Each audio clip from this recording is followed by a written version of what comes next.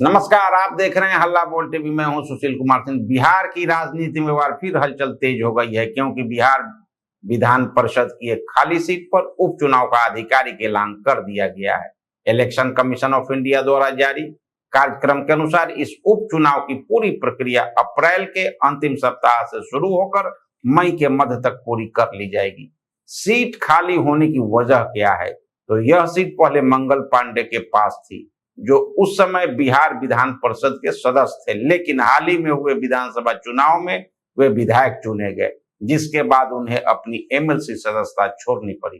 भारतीय संवैधानिक व्यवस्था के तहत कोई भी व्यक्ति एक साथ विधानसभा और विधान परिषद दोनों का सदस्य नहीं रह सकता। इसी कारण उनके इस्तीफे के बाद यह सीट रिक्त घोषित की गई और अब इसे भरने के लिए उपचुनाव कराया जा रहा है। चुनाव आयोग का पूरा शेड्यूल।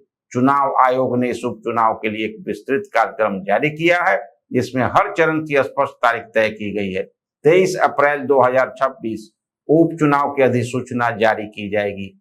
30 अप्रैल 2026 नामांकन दाखिल करने की अंतिम तिथि। 2 मई 2026 नामांकन पत्रों की स्क्रूटनी जांच होगी। 4 मई 2026 नाम वापस लेने की अंतिम तिथि और 12 मई 2026 को मतदान। 12 मई 2026 शाम 5 बजे मतगणना और परिणाम की घोषणा। मतदान 12 मई को सुबह 9 बजे से शाम 4 बजे तक कराया जाएगा, जिसके तुरंत बाद वोटों की गिनती कर परिणाम घोषित कर दिया जाएगा। कैसे होगा चुनाव? यह चुनाव आम जनता द्वारा नहीं, बल्कि बिहार विधानसभा के निर्वाचित विधायकों द्वारा किया जाएगा।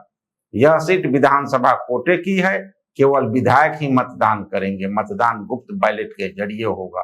बहुमत के आधार पर विजेता का फैसला किया जाएगा। इस तरह के चुनाव में राजनीतिक दलों के अंदरूनी समीकरण और विधायकों की एकजुटता बहुत महत्वपूर्ण भूमिका निभाती है। नए सदस्य का कार्यकाल क्यों कम होगा? इस उपचुनाव का एक अहम पहलू यह है कि इसमें जीतने वाले उम्मीदवार को पूरा 6 साल का कार्यकाल नहीं मिलेगा। दरअसल यह सीट पहले से चल रहे कार्यकाल के बीच में खाली हुई है। जानकारी के अनुसार इस सीट का मूल कार्यकाल 6 मई 2030 तक था।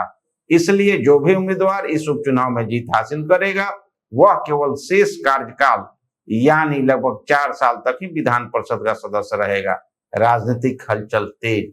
उपचुनाव की घोषणा के साथ ही बिहार में राजनीतिक गतिविधियां तेज हो गई है। सत्तारूढ़ दल इस सीट को अपने कब्जे में बनाए रखना चाहेगा, वहीं विपक्षी से सत्ता पक्ष के खिलाफ एक अवसर के रूप में देख रहा है।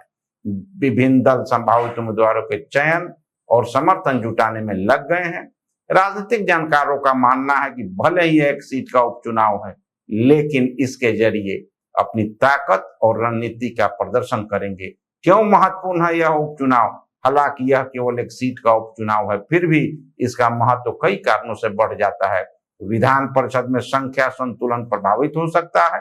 दलों के बीच राजनीतिक शक्ति प्रदर्शन का अवसर, विधायकों की निष्ठा और एकजुटता की परीक्षा, भविष्य के बड़े चुनावों के लिए संकेत।